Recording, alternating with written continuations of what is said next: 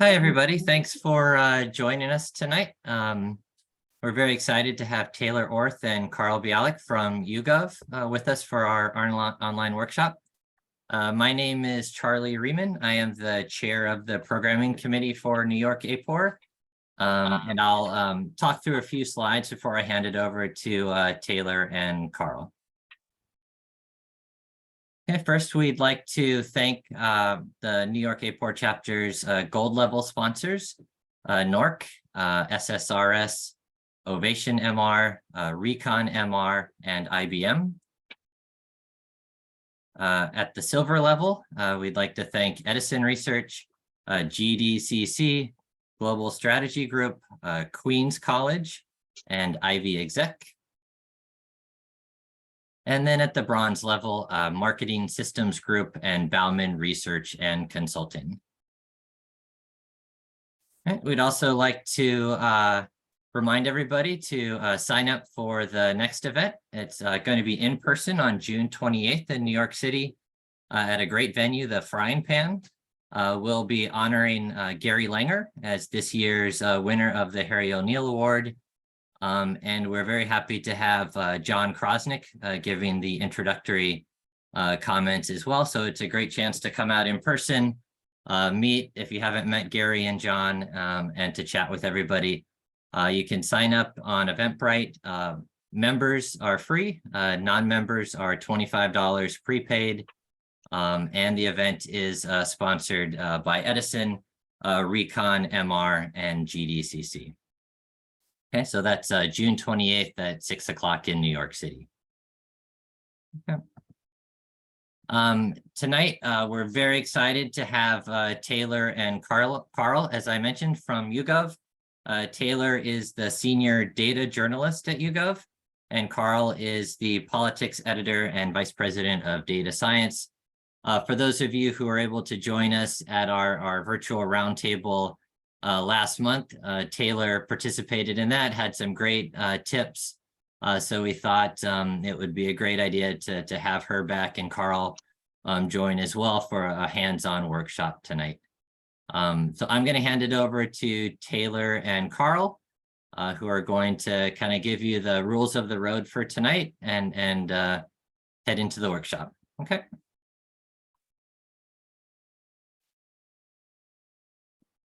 Thanks, Charlie. I think you should be able to see my screen now. Is that correct? Yep. Okay, great. So I wanted to start by thanking everyone. Thank you, Charlie, for inviting me back to talk more about AI after a great panel last time, and to NYAAPOR, of course. And I also want to thank my co-lead here, Carl. And an additional thanks to ChatGPT, which helped with some of the text in this presentation, and as well as Midjourney, which is an AI image program that created the images that you'll see throughout this presentation. To briefly introduce myself, as Charlie said, I'm a data journalist at YouGov, where I cover news, politics, culture, entertainment, a variety of other topics, and I have a PhD in sociology is my background, and I'll hand it over to Carl to introduce himself as well. Thanks, Taylor. Yeah, I work with Taylor at YouGov, so do much of the same, and my background is in journalism. Great. So I wanted to start by adding a quick caveat that we are not experts in AI. We are pollsters, like many of you. But we hope that we're able to teach you something that you don't know before you come in here. I'm sure there's going to be a lot of people who know a lot about different aspects of AI or polling that we don't know. And we're glad about that and hope that you will weigh in specifically to the chat feature of Zoom whenever relevant. And I'll also add that this is an introductory workshop. So if you've spent a lot of time with ChatGPT, it may feel a bit redundant, but we hope you're still able to learn something. Before we start, we wanted to set a few ground rules. We hope that you will try to remain muted just so that everybody can hear okay, unless we indicate otherwise. If you need our attention, have questions, comments, thoughts, links you want to share with people, you can paste that in the chat, and Carl's going to try to keep track of that. We're going to do the best we can, but if we overlook something, I apologize.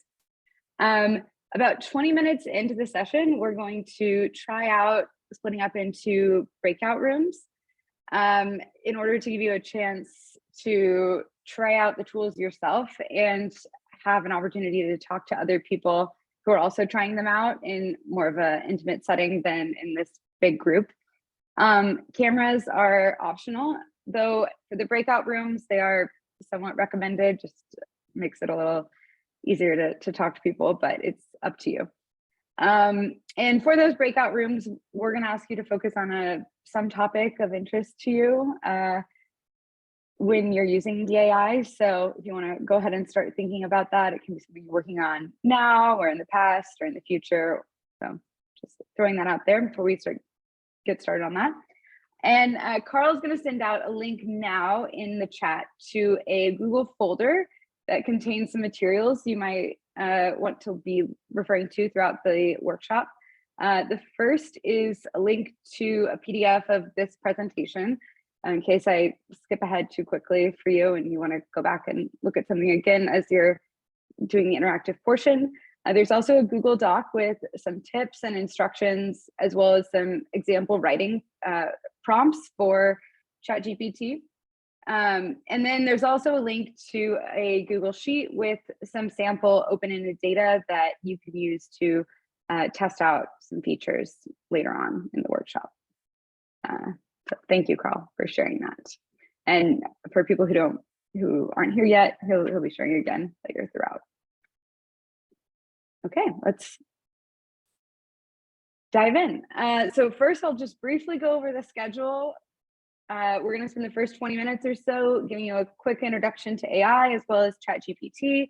And then we're going to be going into the hands-on portion of the workshop. In order for you to fully participate in the hands-on sessions, you will need to make an account with OpenAI and ChatGPT. So in the doc, and Carl's going to share, I think, in a little bit of link in the chat with the sign up link to do that if you haven't already. Yeah, and then for whatever time we have left after the hands-on session, we're going to talk about some other uses of AI with whatever space we have left. So. Okay, and with that, let's go. Okay. So a lot of you are probably wondering, why is AI suddenly everywhere? I'm not going to spend too much time on this, but there's a variety of factors that have contributed to massive leaps that we've seen AI make in the past year or so. And some of these include breakthroughs in mathematical modeling, improvements in hardware, and also the increasing availability of large training data sets. And you can see on the right here some examples of how dramatically AI models have improved in a very short span, both for text and image generation. We're primarily going to focus on text for this workshop, but we'll briefly touch on images at the end. And you'll be able to see some that I've created throughout in the slides. And you may notice as you go some oddities in them, and that's how AI images work. So. Okay, before we turn our focus to all of the ways that AI might be able to make your life better, we want to spend some time acknowledging some very valid concerns that many people, including ourselves, have. Concerns about how AI might affect our jobs and job security, our privacy and the privacy of our respondents, the spread of misinformation or false information, and also even broader, the existence of the human race or humanity. And we will acknowledge that we do not have all the answers to these concerns, but we're going to hopefully do our best to address some of them throughout the workshop. And we also want you to be able to comment your questions or concerns in the chat as we go, and we can hopefully try to address those. So while there are many concerns, AI tools are already becoming widespread, regardless of whether or not we personally choose to stay in the dark about them. Our view is that learning more about AI, including its uses and its limitations, is the best way to equip us to face its impacts going forward. I think there are a lot of uses specifically for survey research of AI. I was first introduced to it a little over a year ago at not this year's NYAAPOR, but the prior one, when Carl, who is my editor at YouGov, had a very early beta account for ChatGPT and shared his login with me. And I was immediately amazed at how good it was at coming up with new ideas and increasing efficiency in a variety of ways that we're going to talk about throughout. And then an additional benefit is that as AI becomes more widespread, there is going to be a greater demand for polling related to it, which we've done quite a bit about at YouGov, and I'm happy to share more about that later if anyone is interested. But getting acquainted with how it works is one good way to personally equip yourself to conduct polls on it going forward.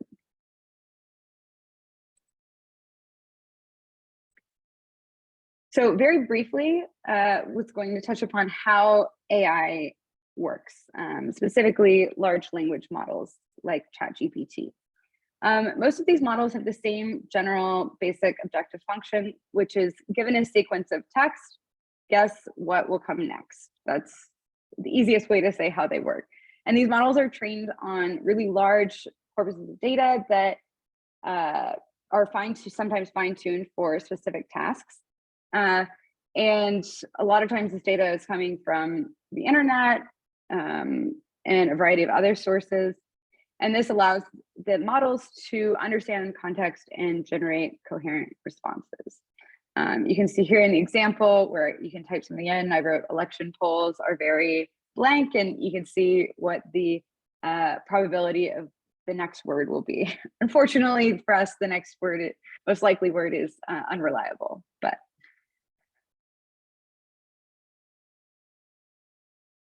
so I'm including here a quick glossary of some terms. I'm not going to go over them all, but if anyone is interested, you're welcome to refer back to this in the drive that Carl shared earlier. Okay, and now we are on to an introduction to ChatGPT, which is the program that we're going to be focusing on today. If we had endless time, I would love to go into a bunch of different programs, but unfortunately we have 2 hours, so right into it. So by some estimates, some argue that ChatGPT is the fastest adopted product in human history. It's reached 100 million users in its first 2 months.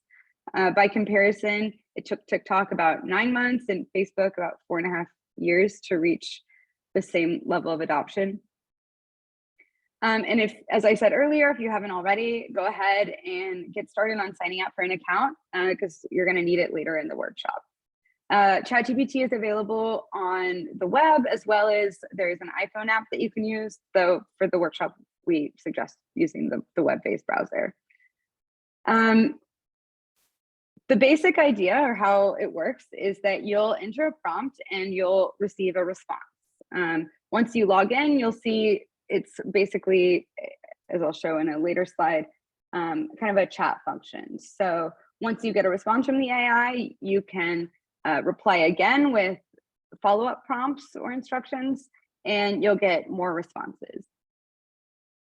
There are currently 2 models in ChatGPT, GPT 3.5, which is free to everyone, and then GPT-4, which is only available to Plus members.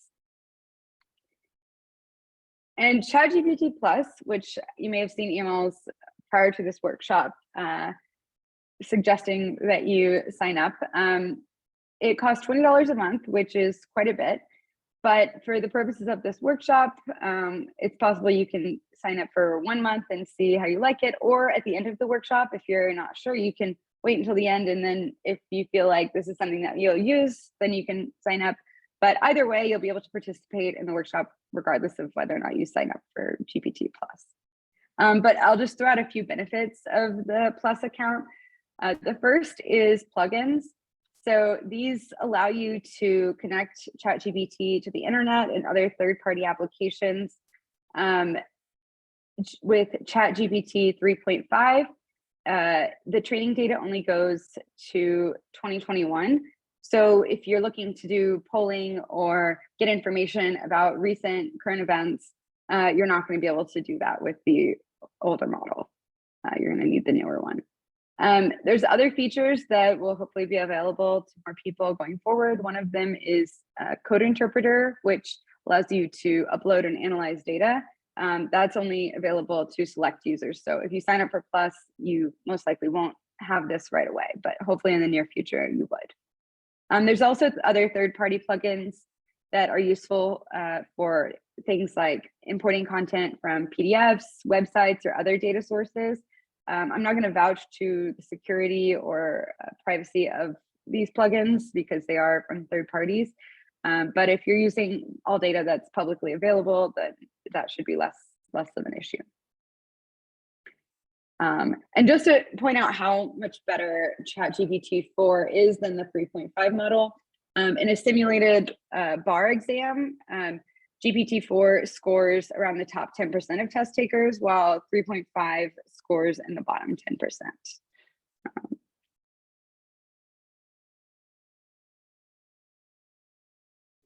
Okay, I'm not going to go into these either, but by signing up for an OpenAI account, there are other programs that you can use through that account. One of them, I'll only highlight the first one, which is the API. So for those of you who are trying to do a little bit more systematic of data analysis rather than just kind of a back and forth chat, you might consider looking into using the API. Most often people use it with Python, though I personally have used it with R as an R user. So there are a number of options of how you can use that. And one benefit to that is that it allows you to adjust something that's called temperature, which is basically the amount of randomness or creativity in the response from the AI. So sometimes you may be wanting to get really creative, random, unique ideas, and sometimes you might be wanting to test out the same prompt and get really reliable or the same type of responses back. So, and a simple way to try out the API is through the OpenAI playground. And you should be able to click the links if you have opened up this PDF to view those pages.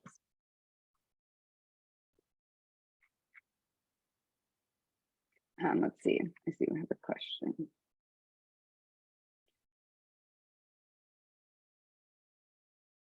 Okay, I'll come back to that. Okay, a few warnings and limitations before we get started. As I mentioned, most models are not connected to the internet, specifically the 3.5 model that you'll get for free, and they cannot read URLs.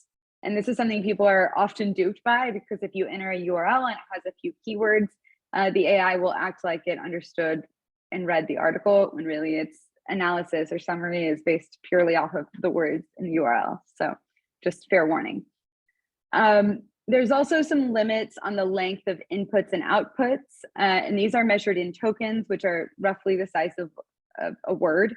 Right now, the limit's around, I believe, around 4,000 tokens for inputs. And just keep this in mind. It can be difficult if you're trying to specifically give data like text data or a large raw data doesn't do well with because of these size limitations. There are also some limits on the number of queries that you can do. So this is only for if you have the Plus account, you'll be told that you can do 25 queries per 3 hours. So I'm just noting that now in case you do a bunch at the very beginning of the workshop and then realize that you are locked out and can't use GPT-4 throughout the rest of it, and you paid. So just letting you know now. Another thing to note is that it does not learn from past interactions with specific users. So while it will keep in its memory interactions within a specific chat, it doesn't have knowledge from other chats that you've had with it. A few other notes to keep in mind is that often the responses are unpredictable. So even if you're using the same prompt, you're going to get most of the time you'll be getting a different response or output. And this is on purpose to give the model some creativity. But like I mentioned, you can use the API and try out different measures in terms of the predictability of the responses. And I see a comment that in API, the input and output is larger. So yeah, thank you for mentioning that. So if you are looking to do text analysis or some other things that require larger inputs, it's another reason to check out the API. By now, you've probably heard quite a bit, some viral news stories about the API, about ChatGPT lying, or as some people call hallucinating, false information. At YouGov, we've gotten queries of people asking about a poll that didn't exist. I know other academics have been asked about papers that they didn't write that ChatGPT has made up. So this is an important thing to keep in mind, both in terms of the trust, the response, evaluating the responses that you get, and thinking about the types of questions that you're asking. It has a propensity to guess because it wants to please you. So there are some ways to help with this. For example, asking it to tell you if it doesn't know something. That way it gives it an incentive to let you know that it is, rather than giving you false information. And a few final warnings are, don't ask for facts that you can't easily check. Don't ask for academic references, and don't ask for very difficult math. Now, these are not like hard no's. And I also want to point out that it's the AI models, including ChatGPT, are changing at a very rapid pace. And anything that we say today could very well be completely out of date in the next even weeks in the future. So yeah, keep that in mind. And one other last point is not to ask ChatGPT to explain why it gave you a particular answer. Oftentimes people are wondering why it gave an answer. They'll ask, why did you give me that answer? And I just want to point out that usually it will respond to you and give you an answer about why it said something, but it's doing so, it's reasoning backwards after the fact, and usually just making out something that you think that it thinks that you want to hear. So this is not a very good way to go about trying to figure out why it gave you a certain type of response.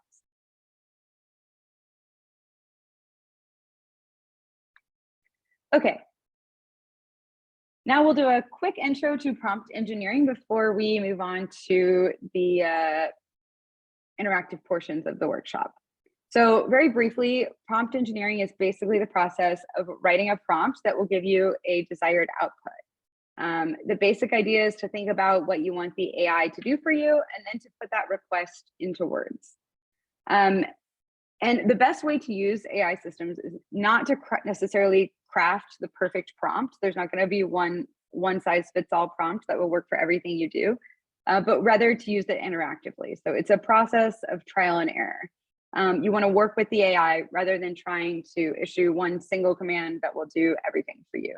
And the more that you experiment, the better off that you'll be. And in my opinion, survey researchers, like many of you, are especially adept at writing prompts. You have a lot of experience with human behavior and communication, and communicating directly in the form of unbiased and clear questions and commands. So you've already got a leg up on many other people. A few basics, and these are just ideas as you start in the interactive portion, entering prompts into ChatGPT. One of the most effective ways to increase the quality of the output that you receive is to ask the AI to assume a particular identity. And this might be if you're an academic, a journalist, a market researcher, whatever the identity that you want, or even if it's not what your identity is, if you want it to be a statistician in that moment, then tell it that that's its identity. Like I said, this will change depending on the circumstance. You also want to try to be as explicit as possible in stating your desired outcome, but you don't want to worry too much about it if it doesn't work out on the first time. You can always reply with additional instructions or edit your prompt.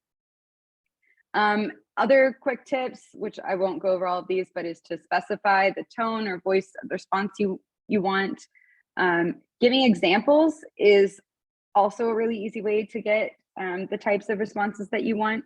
So if you want questions formatted in a certain way, if you want writing in a certain style, a great way to do that is to just give it an example. So if you have past examples of your writing or writing that you aspire to, you can give it that and ask it to do something similar. And a last final note on here is to do what works for you. We're going to give you lots of advice, but it won't always work for the types of tasks that you are aiming to complete. So it's more of an art than a science. And if whatever advice we have doesn't work for you, do what does work. Okay.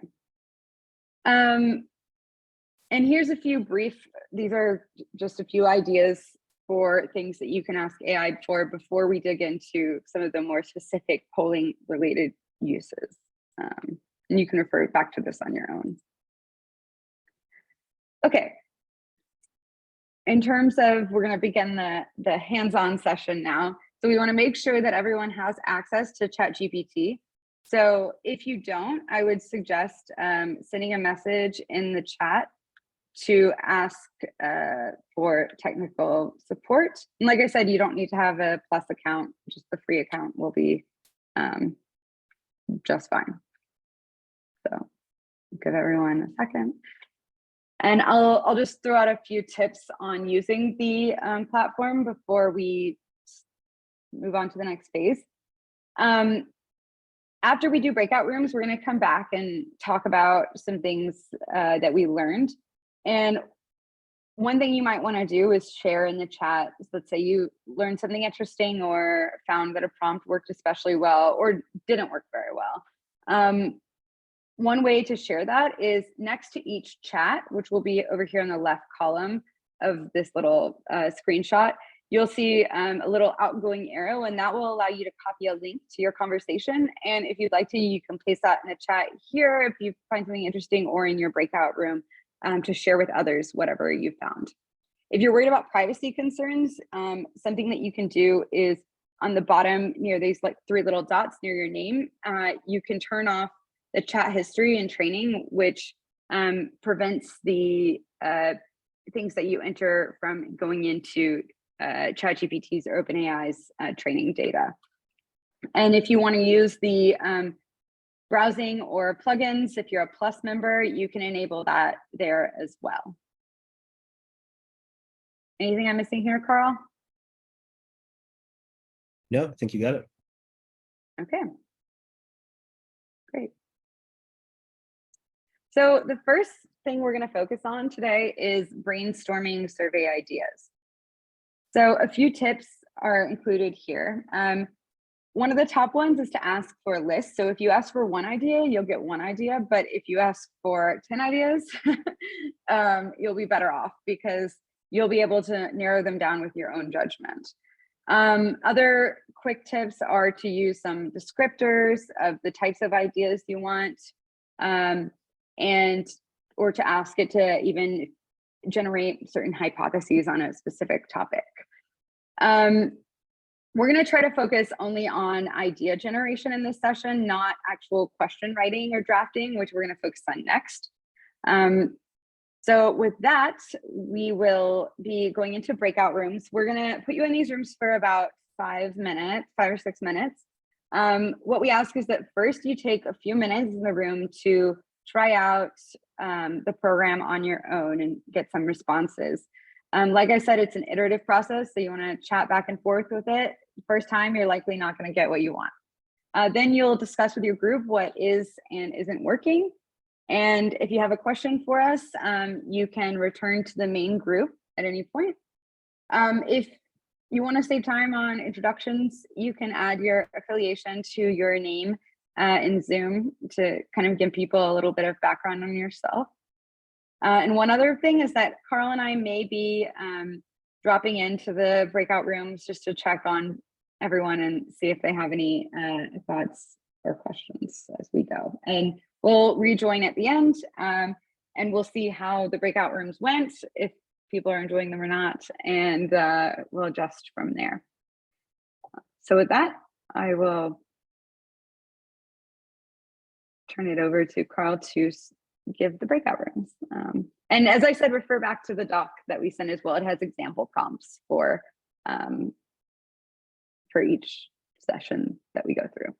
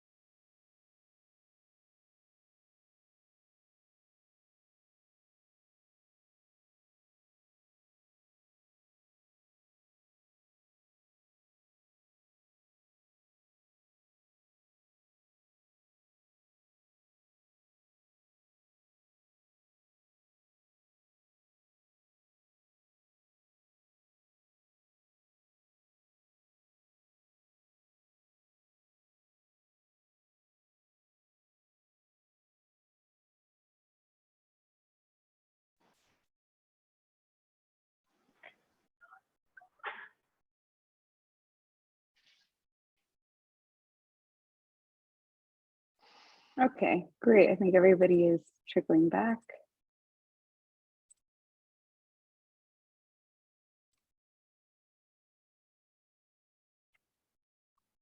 Okay.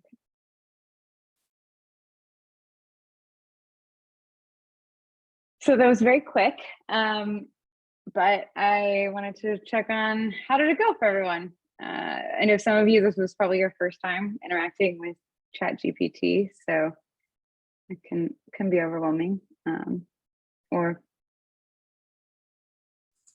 in a positive or negative way. So yeah, anyone want to share? I think people able to unmute themselves.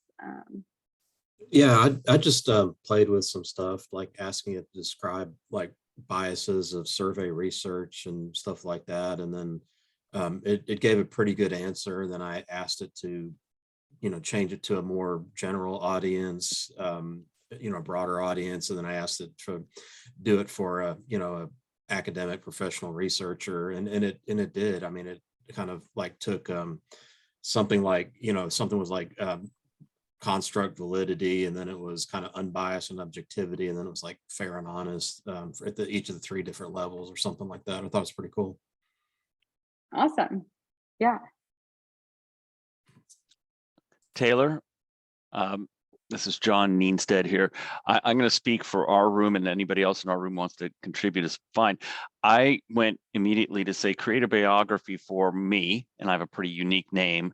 It wasn't able to give me one. Then I put in my middle name, which is even more unique, and it proceeded to give me a very elaborate biography of me living in Chicago and marrying my high school sweetheart, Susan. And then I gave it another city, the city that I'm actually in, which is San Diego, and it gave me a different biography using that same name. So I got the full hallucination experience. Yeah, especially if you push it like that, it'll eventually give you something. That's and were you using the 3.5 or the 4? Just out of curiosity. 3.5, yes. And Okay. then we have other I'm curious folks. how that would work with the search if you're able to search the web, searching yourself. Yeah. Well, I did search myself, and I noticed that I didn't have anything remotely related to what it was bringing up. ChatGPT was bringing up. Interesting. Anyone else in your group want to share?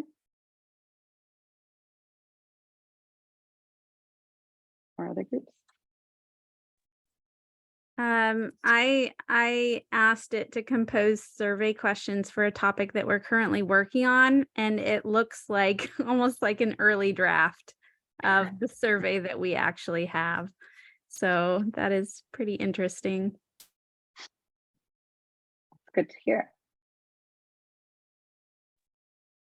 Yeah, I had something similar. I do work on electric vehicles. And so I asked it for some survey topics on electric vehicles, pretending that ChatGPT was an auto manufacturer. Same thing, a lot of common topic areas.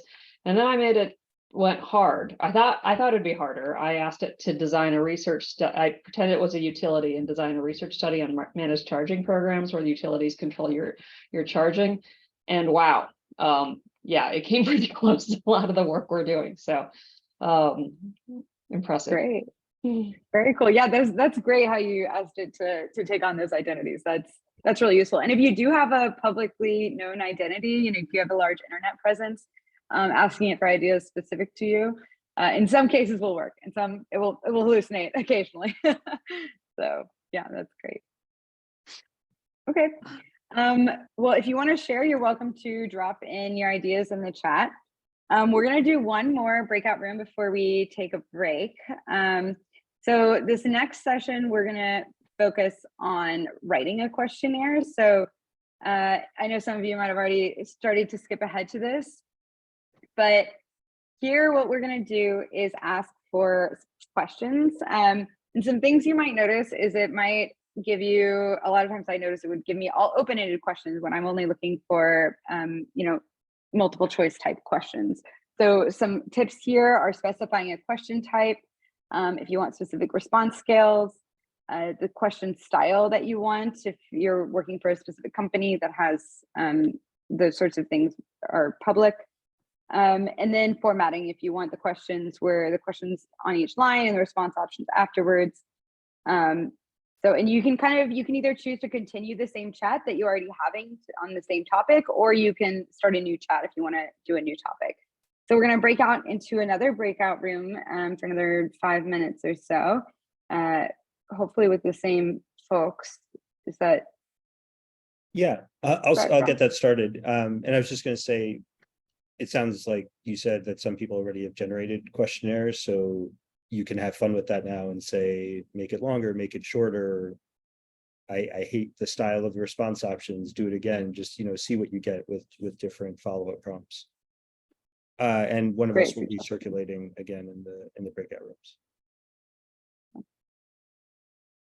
How about it?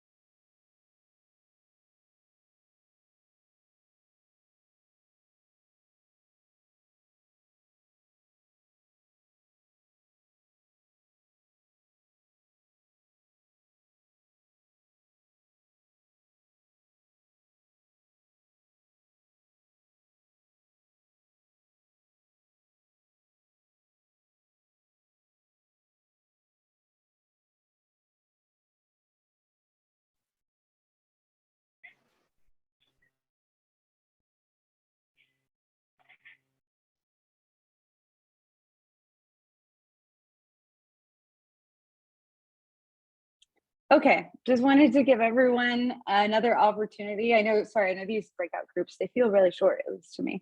But wanted to give everyone an opportunity to share anything else that came up during this last session. And also, like, even if you don't want to talk, if you want to share your prompt in the chat, we encourage you to do so. And if anyone is just tuning in, we are taking on different steps of the research process. We started with designing or brainstorming ideas. And in this last session, we looked at drafting a questionnaire, specific questions.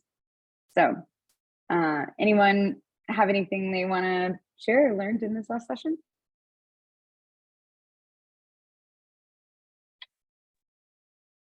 So this is Debbie Holtz at Rutgers. So we're doing a study on violence in the workplace. And so I asked it to write a prompt that was directed to men versus women.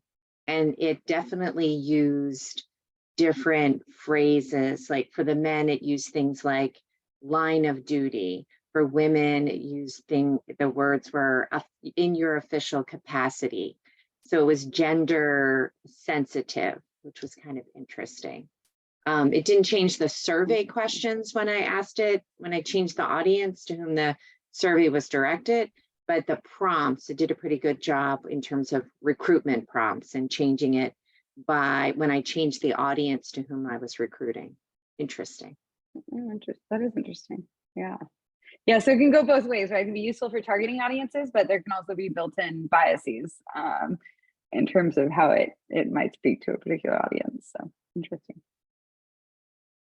Hi, this is Mike Dorsum at the Wyoming Survey and Analysis Center. We actually experimented with having it write the questions at different grade levels and got some very interesting results that seemed to be pretty well done in terms of broadening the language and simplifying the language as we went sort of down in grade level.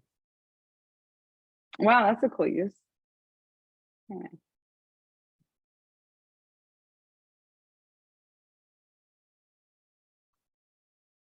Is there a way, I know there is, but is there a way in ChatGPT to upload your questionnaire and have it read it and say, can you put it at 8th grade level? So the easiest way to do that, if it's possible, is just to literally just to paste it in. Like I said, there's like a roughly 4,000-ish word limit. So it depends how long your questionnaire is. Right now, if you're using the free version, there's not really a way to upload a PDF or anything. But if you have the paid version, there are plugins that will allow you to use PDFs and import them. Although I will, fair warning, sometimes you won't notice, but it'll just be reading like the first few pages of the PDF. So just be forewarned. If you do that, will it ever say like, this question is great as it is, or will it like always change it? I don't know, maybe No, it's a good question. Yeah, I mean, it depends what you tell it. If you tell it to be a mean critic, it will criticize everything. If you ask it for, fair criticism, it will probably criticize some and not others. So yeah, I don't know. I'd have to experiment. So when I put survey questions using MTurk or Qualtrics, it does give me a overall assessment that, oh, great, and then a number of score. Does ChatGPT do the same? Because I've never tried it, uploading a PDF on a questionnaire to get a response like what that individual just said. But on MTurk, which is the platform a lot of people use on Qualtrics, it comes out with a score and with recommendations on how you can change your questions. Oh, interesting. Yeah, I'm not sure. I'm not aware of that feature. So, Carl, did you have? Well, in general, it's like each conversation is its own instance of ChatGPT, so it wouldn't have a reference for how to score it compared to all others. Or it could come up with a number if you really pushed it or put it in the right persona, but I think it would be harder to interpret than the tool that you're describing. It's possible though that if you give it a reference survey, like this is one we ran that went really well, and then you say, compared to that, in what ways is this one stronger or does it need improvement? That it would be able to make that specific one-to-one comparison. Okay, so it's able to make comparisons, kind of like, okay, perfect, thank you.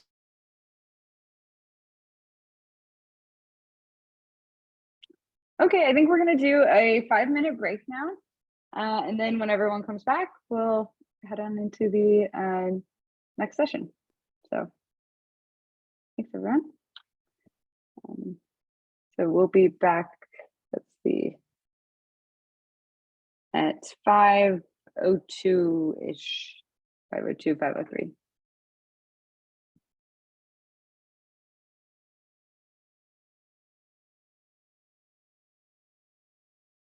.502 Central, 6:02 Eastern. Yes, sorry. Been so good about being on East Coast time this whole time, but slipped that I'm Central time, so.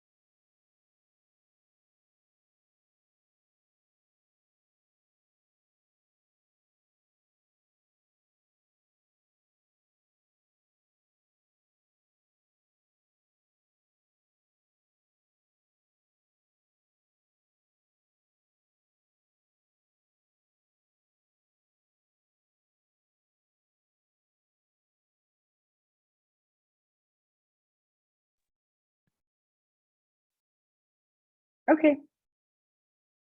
Welcome everyone back.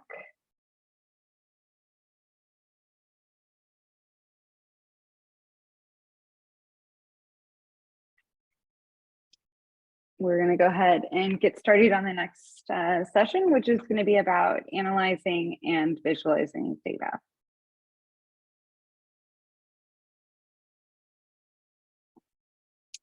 So to begin, since we assume that many of you probably just don't have data, or you may have data laying around that you feel comfortable entering into ChatGPT, one way we thought that you could go about this next step is by simulating responses to the questions that you just had ChatGPT create for you.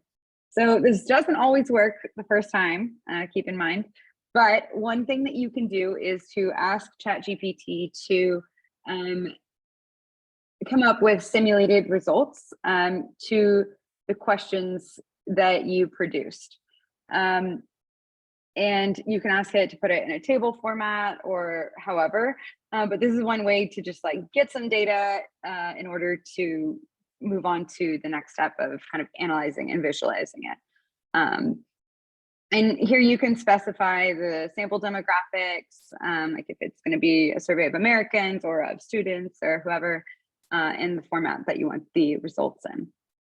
We're going to do another section on text analysis after this, so maybe for now try to stick to quantitative data. And we have a note here that we do not advise using simulated data from ChatGPT in any sort of research or anything like that. This is simply for helping us learn how to use the tool. There are studies on using simulated data that we have linked to in the PDF doc, but I will not vouch for those currently. Okay, so once you have some data of some form, whether it's your own or simulated, we're going to focus on analyzing and visualizing survey results. And one disclaimer here that I've mentioned before is that ChatGPT is not always great with math, especially the 3.5 version. The plus is definitely better, but still will make even sometimes simple mathematical mistakes. But one way to use ChatGPT is not just for having the data analyzed within it, but having it write code in whatever program you're comfortable with that will allow you to analyze the data. So some tips here are asking for ways to analyze it or for different statistical techniques based on what your needs are. For writing code, it's very useful, especially if you're debugging code. And let's see, some other tips in terms of data visualization. There aren't great plugins right now for visualization, but I expect that there will be more soon. So this is kind of one of all the things that we're going to cover. This is one where I feel like the tools may not be there at the level you want right now, but I anticipate that they will be soon. So it's good to go ahead and dive in. Okay, so with that, we're going to go ahead and head into our third breakout room. And then we'll come back and discuss.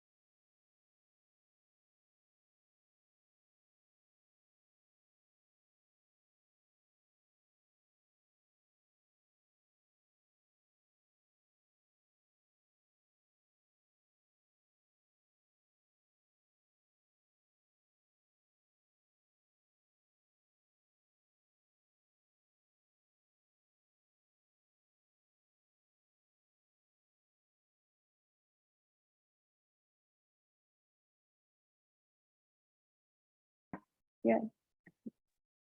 I see 21. I think they have another 30 Okay, seconds or something. 30 seconds. Great.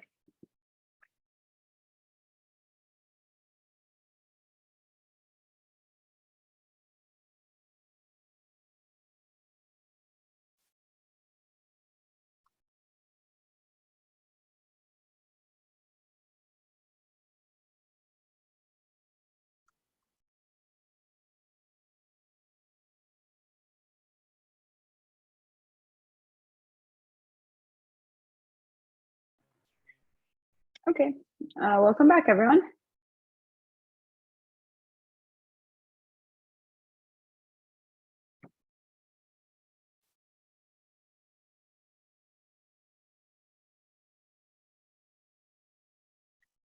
So how is it going? Anyone have anything interesting they want to share?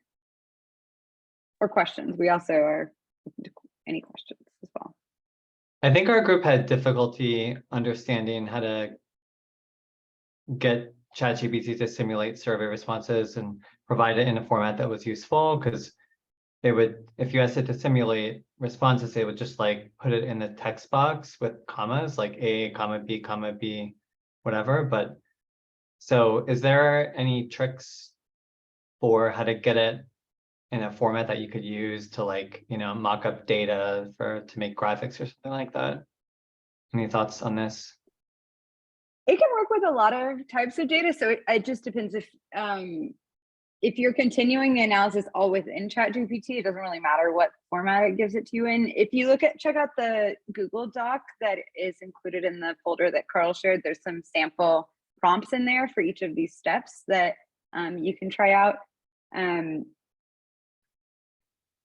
Anyone else was anyone able to get it to simulate data? I like. Oh, I was just gonna say Julie Brown had a nice. Are you Julie Brown? No, I'm not Julie Brown. had mentioned Okay, the sorry, chat. this is Julie Brown. I'm in a room full of people, so we're on mute. Yeah, we just, we kind of went off script and we created a whole survey based on a style of a survey we're familiar with. It's a hospital care survey. So we said, answer this survey for a national sample of 300 people. And it did. And then we asked it, how do we download the data? And it told us it couldn't do that, but it told us how to copy and paste the data. And I would be happy to share my prompt, but it makes us look really naive. No, that's great. Yeah, it's smart. Tracy, did you have something? Yeah, so it took me a few tries to get it. It did not want to generate results for me, but it was happy to generate responses for me. And it first gave me responses for one person, and then I asked it to do it for 100, and it gave it to me with just counts next to the response options, which I didn't think was useful. So I asked it to run some crosstabs, and it did, and it gave it to me in percentages. And it added labels when I asked it to, and then I asked it to give a summary of the entire survey, which it literally just finished writing right now, but it's a textual description of all of the responses, as well as some relationships between additional questions in there. Very cool. Wow, you really, and that's great. The like, when it doesn't give you what you want, like keep pushing, keep pushing.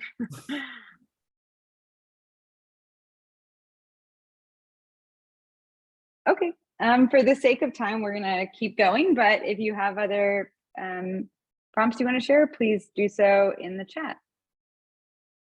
Okay, so in this next session, we're gonna talk about text analysis, which I know is a popular topic for many of you. And what I'll say right now is that we, at least at YouGov, have not been using ChatGPT for any sort of formal analysis of responses. But one thing I have been using it for is a lot of times we'll do pre-testing where we'll ask an open-ended question, kind of trying to get the possible universe of responses. And as long as we have looked through the responses and made sure that there's not any sensitive data, and we're not including any other data points on people, we have used it for that, where it will give you a variety of things. Depends on what you're asking.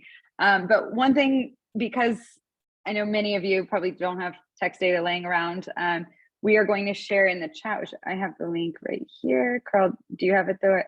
If you're already ready to go, you can share it. So here's just a sample of responses from a YouGov poll. This was right before the 2022 election. We asked people about what issues, what policies they wanted their party to enact if they won or took control after the election. And here I've just included this is a non-representative sample of responses from Democrats and Republicans.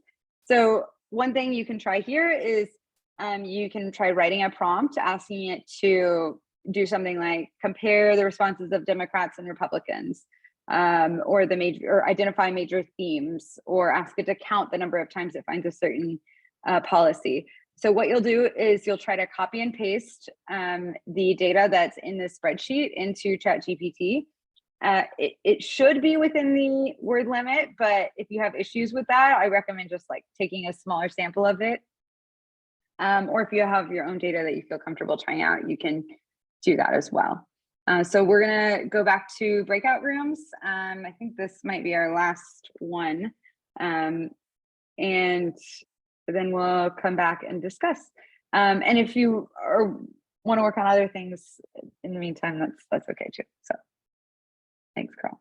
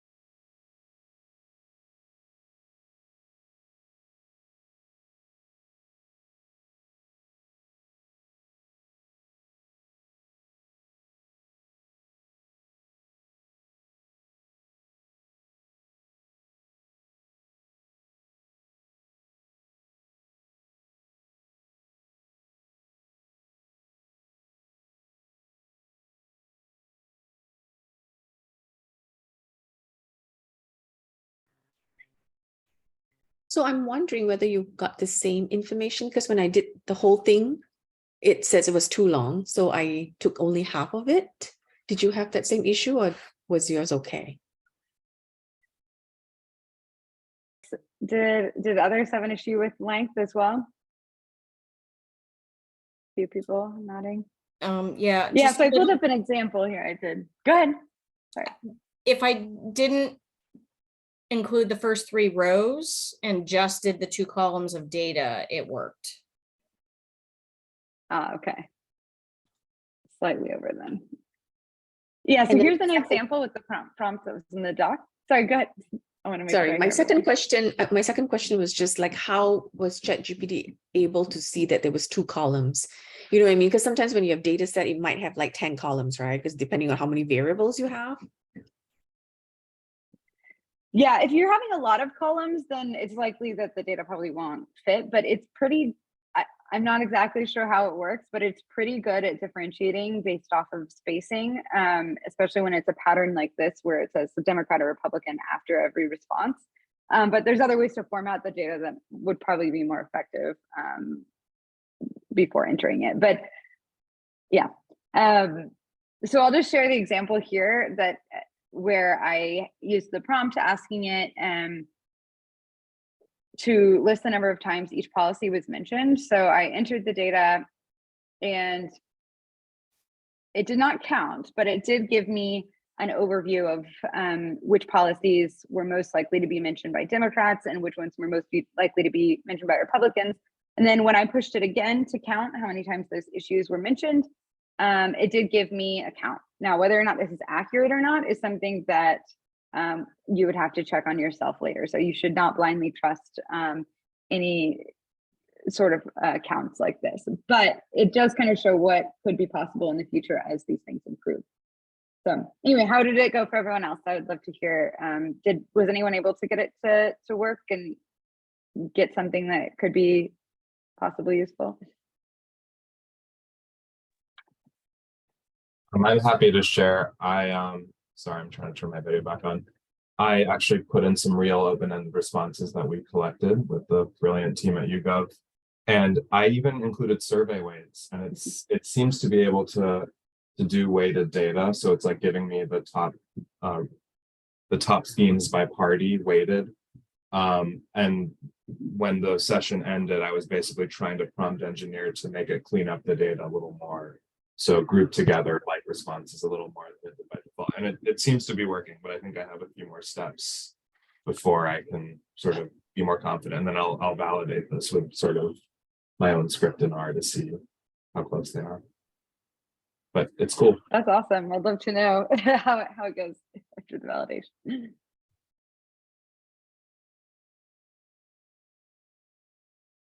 Yeah, I was able to also get the responses grouped by Democrats and Republicans. And then I asked it to provide some Python code for coding the responses, and seems pretty good. I don't know Python actually, so but it seems to be taking text that it seems in the response and grouping them into the same categories that it had provided me. So that's kind of cool. Awesome.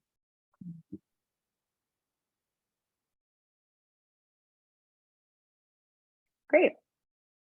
Yeah. Okay. We're gonna go ahead. Wilmer, go for it. Oh yeah, sorry. I asked it to write up a little description of the results that you have on the screen there, and it gave me a nice 2 or 3 paragraphs of the differences between Democrats and Republicans in terms of issue priorities. But I also asked it to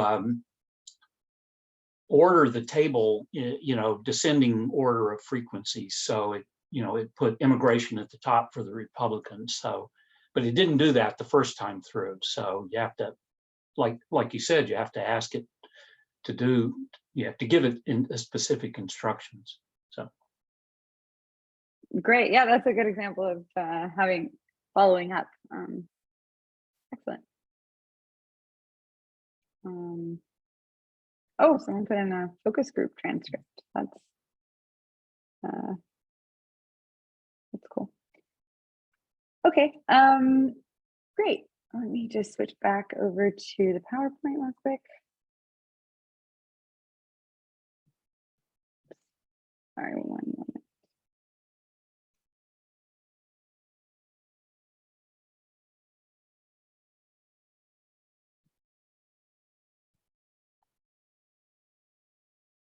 Oops. Okay, sorry, skipped ahead a little there.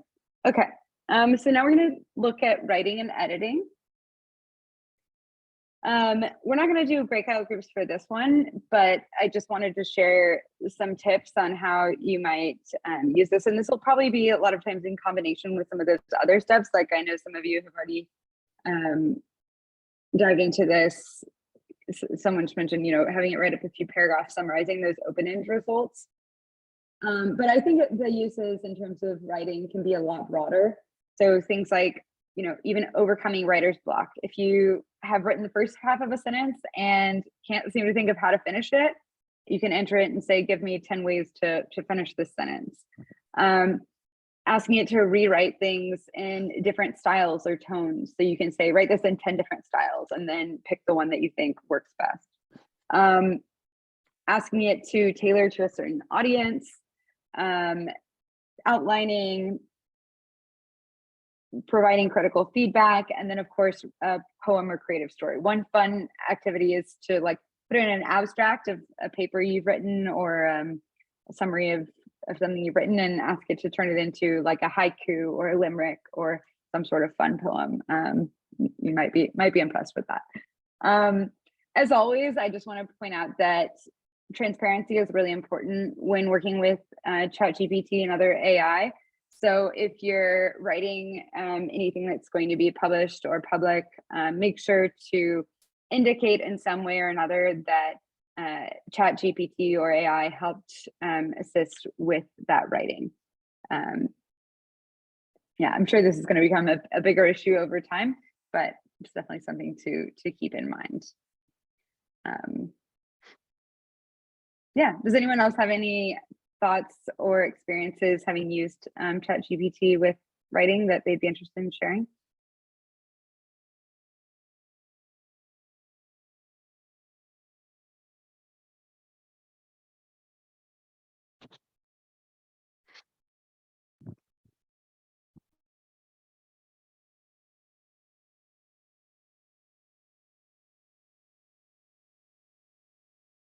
Okay. Well, I'll leave these tips here, and there's some more prompts in the docs as well. Okay, we're in the final parts of the workshop. So I wanted to touch briefly on generating images, even though this is not necessarily, there's not maybe as obvious of uses for this in polling. But I think it's something that's good to know about and to try out, especially now that you already have an OpenAI account. You have access to DALL-E, which is OpenAI's image generation program. You'll have a number of free credits. If you click the link here, you should, if you open up this PDF, you should be able to see or get access to that website where you can enter a prompt. And much like with ChatGPT, it's going to be kind of a similar style of writing prompts, maybe a little more to the point though with the image generation. And one way to do that is to ask ChatGPT to help you come up with an image prompt if you feel stuck and don't know what to put in. If you want more credits, you can pay for those on DALL-E. Personally, I prefer to use Midjourney, which is another AI image service that, in my opinion, creates more high quality images. You do get some free credits when you sign up. Otherwise, it's like $10 about a month for some more. The only difficulty with Midjourney is that you do have to have a Discord account, create a Discord account, which is kind of like a social media-ish app. And then there's other options as well, which I have less experience with, but wanted to shout out to. And as a fun activity for this workshop, I put together a few images that basically what I asked it to do was to come up with, I said to create an image of a pollster, but in a variety of different formats. So I'm just going to go through a few of those now. And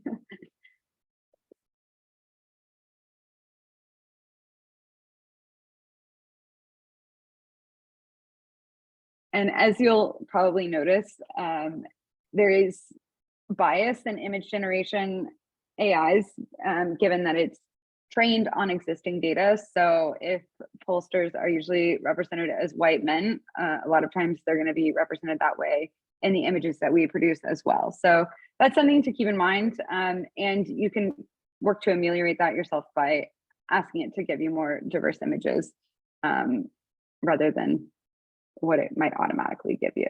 But here's a few and a few more. And these were without any other prompting other than just saying, give me a poster that's in graffiti art, or give me a poster that's with stained glass. And I let it interpret that however it wanted.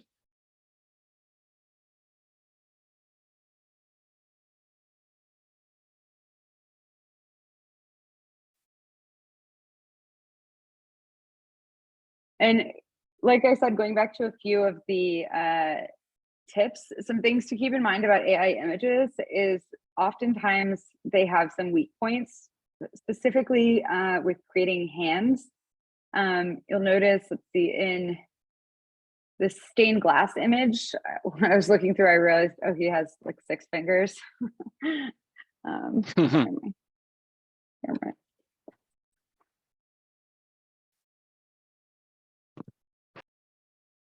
And even on, oops, sorry, no, wrong video. Something else to keep an eye out for is we often use stock images with our articles at YouGov, and I've often been noticing now that if you aren't careful, sometimes they are AI generated and have issues with them that might not be immediately apparent, which luckily we have recognized before publishing any.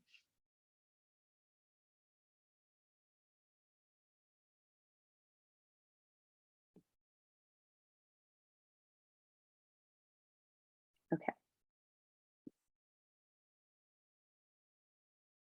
Moving on to a few other final uses that we wanted to touch on before we start to wrap up.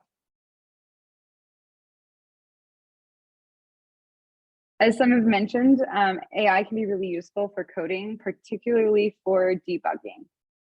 So if it doesn't work the first time, what you can do is take the error message that you're getting in your code, paste it into ChatGPT and say, like, what's going on here? How can I fix it? And you can specify the types of tools or libraries that you want to use. And it can also translate code from one programming language to another, which can be particularly helpful if you're trying to learn a new programming language.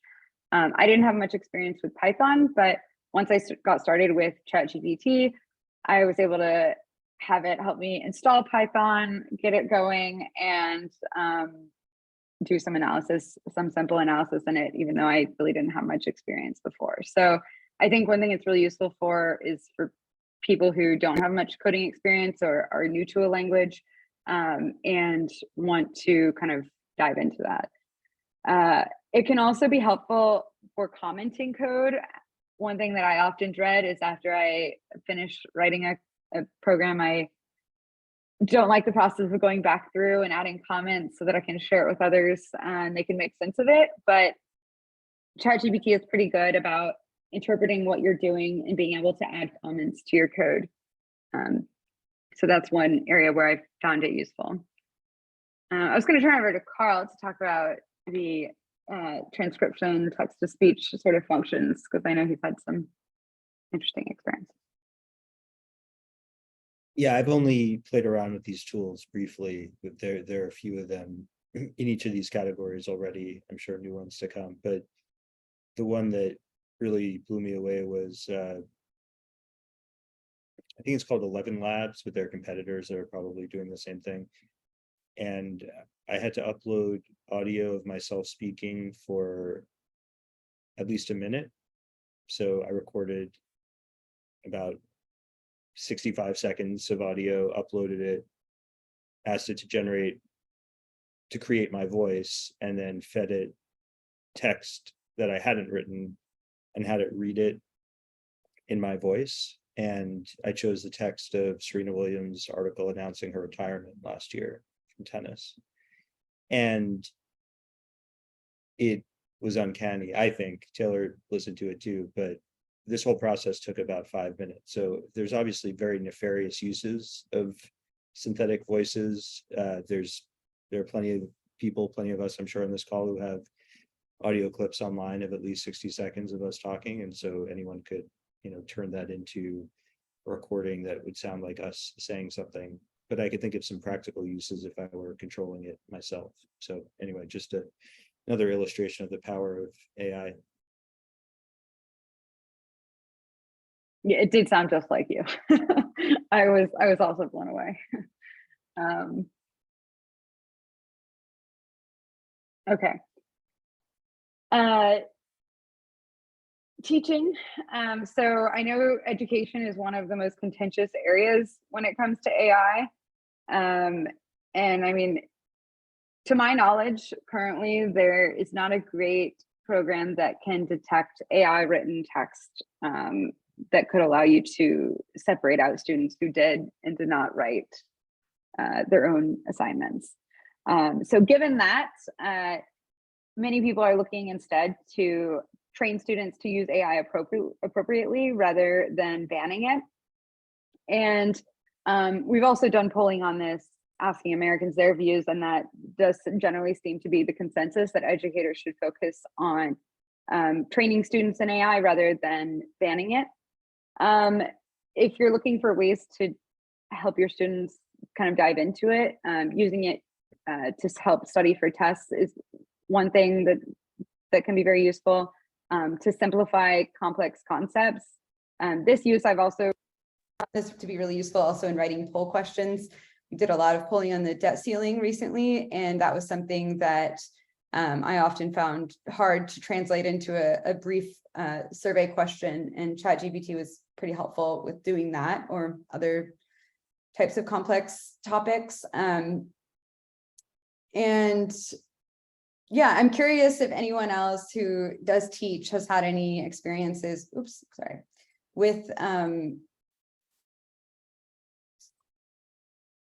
using AI in the classroom that they'd be willing to share.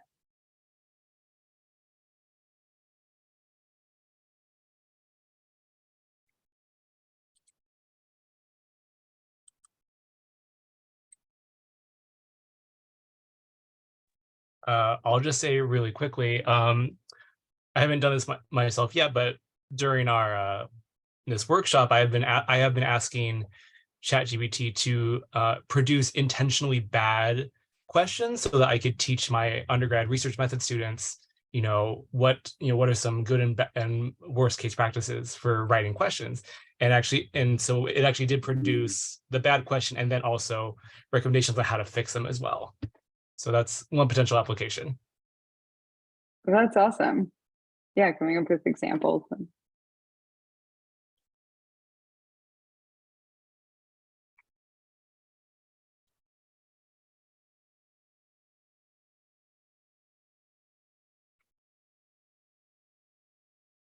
Okay, and the last point I had here was about journalism. AI can be useful in helping to generate headlines. You can give it an article that you've written and say, come up with 10 possible headlines. I find it's also useful, at least for the type of writing that we do, to ask for them to be balanced and neutral. For a long time, I was using the adjective to make it engaging, but then I found it's often giving clickbait type of headlines. So then I would say less clickbait, and it did adjust.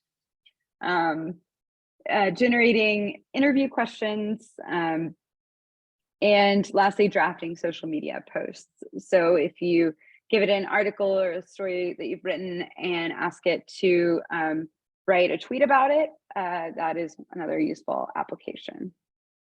But as always, make sure you check that any numbers that it's giving you, even if you originally gave it the numbers, that those are accurate.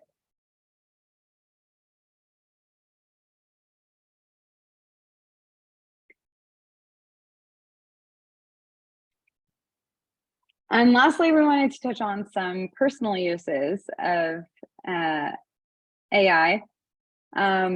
I've listed a bunch of random things here. I've used a few of these that I can speak to. So content recommendations. I'm a big horror movie fan, so I gave it a list of some of my favorite horror movies and asked for some other ideas, and it gave some good suggestions that I did end up watching.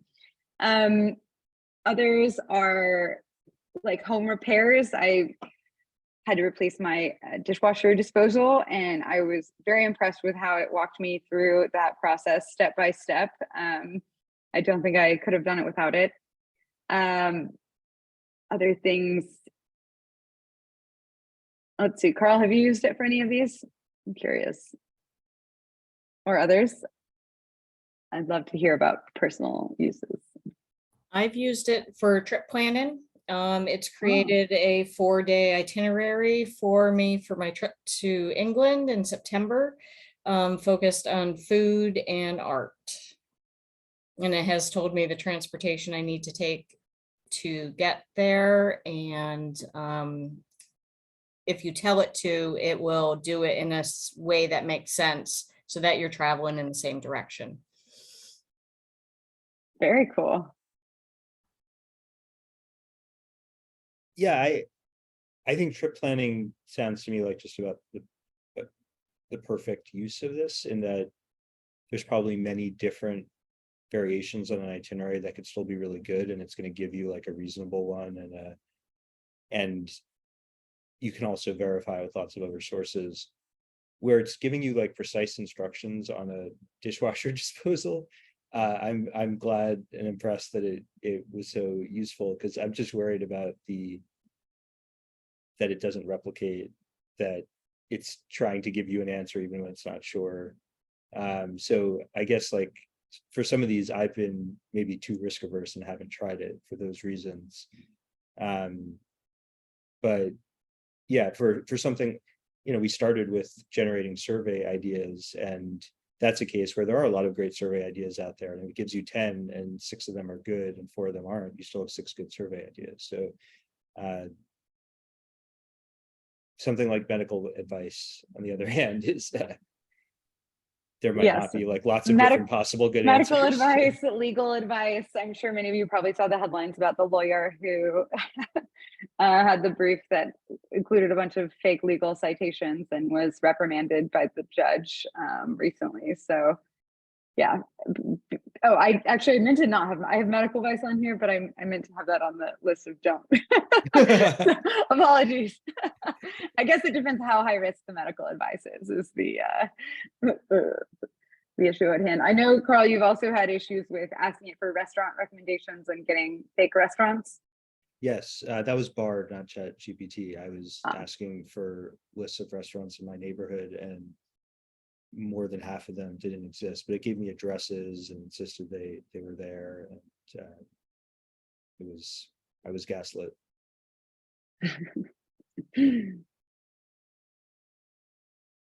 Yeah, and people have mentioned writing like bedtime stories for children. I'm sure that's a great one. My husband plays music, and he's used it to, if you ask it to write music, even not just lyrics, but to give you the notes, it can do that, and it's not that terrible.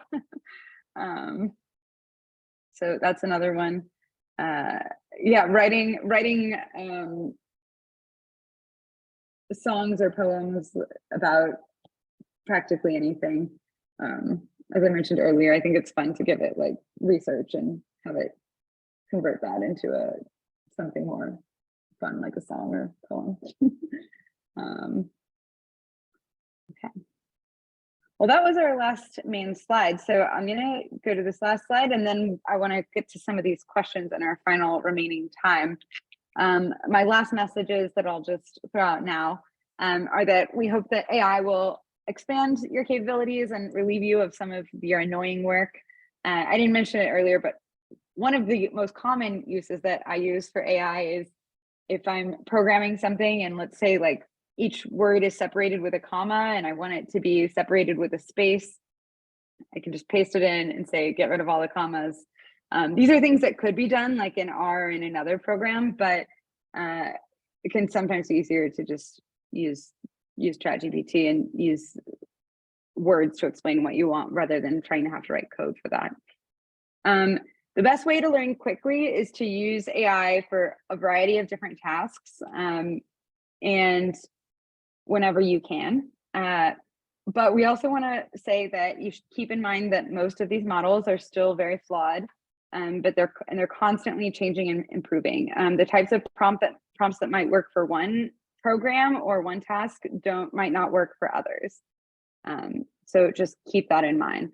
And also keep in mind the broader potential societal downsides and risks as you learn, both in terms of data security and sharing sensitive data, something that for the time being you'll want to avoid, as well as other potential risks related to, for example, biases and even job security.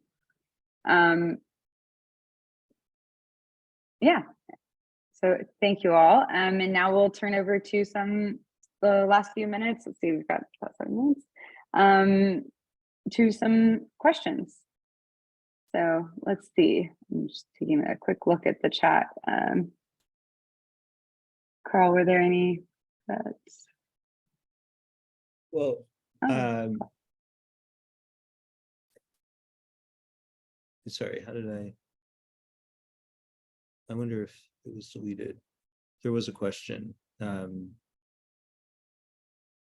a few minutes ago.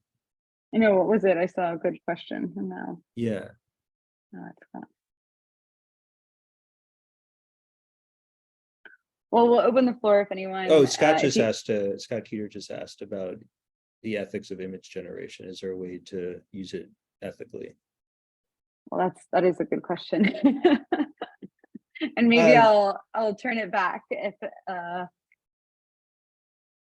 right now, one thing about the image generators that are there's a lot of different ethical concerns in terms of like making images that look like other people. Some of the major ones like won't do that. So if you ask Midjourney or Dolly to do an image of Biden, like it won't give you that, at least to my knowledge. But so I think this is supposed to be a big selling point of Adobe Firefly, that it's all based on Adobe stock images. So it's like already within the Adobe licensing that they're drawing on. So they're not grabbing someone else's image and working off of it without permission. So I guess that's Adobe's pitch on image generation. Yeah, there's also an issue, I guess, with job security, right? With I mean, that's the big artists losing their jobs. Scott, did you have thoughts on that if you're still here? No, nothing specific, but I listened to some artists on our podcast recently talking about the fact that their work was seemingly sucked up into this and then became a part of what was represented in the things that GPT spit out. And so the question is, how do you compensate them? You know, I mean, it goes back to the days of sampling of records and sounds from James Brown, you know, all the way forward. And so, you know, just I think it's wonderful that these tools can do this, but what's our obligation to try to make sure that the people who generated some of the artistry in the beginning that's being copied here is, you know, that those rights are respected. Yeah, that's a great point. Thank you for raising that. Definitely something to keep in mind. And the same goes for text, right? Like journalists writing stories that then get sucked up and not getting credit, or academics. So yeah, it's an issue across the board.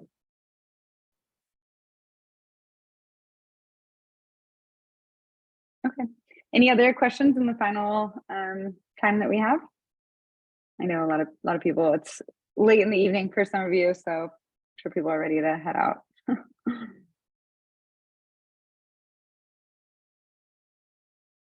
I just wanted to say that, well, first of all, thanks to everyone who joined and to Taylor for putting this together, putting so much into it.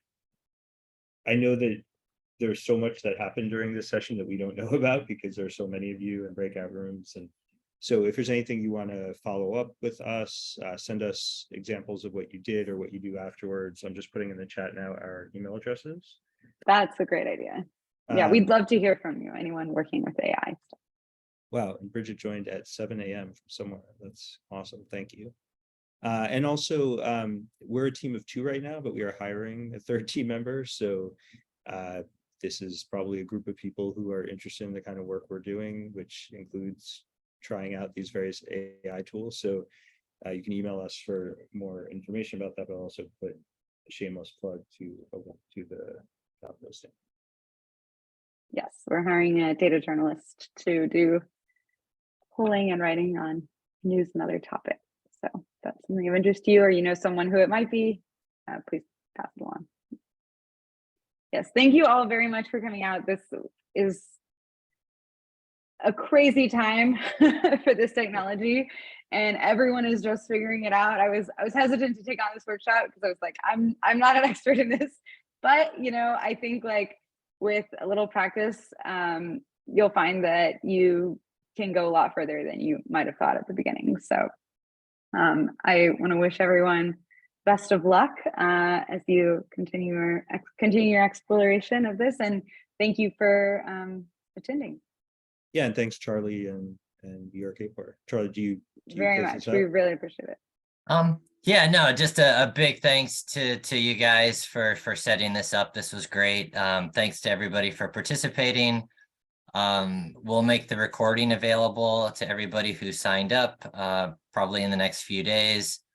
And one last reminder, you know, if you're in the New York area, June 28th, come on out to the Harry O'Neill Award ceremony honoring Gary Langer. You can register on Eventbrite. You can check out the site on the NYAAPOR website for upcoming events, and feel free to reach out with any questions. But thanks a lot. Thanks. Thanks, Have a good evening, everyone.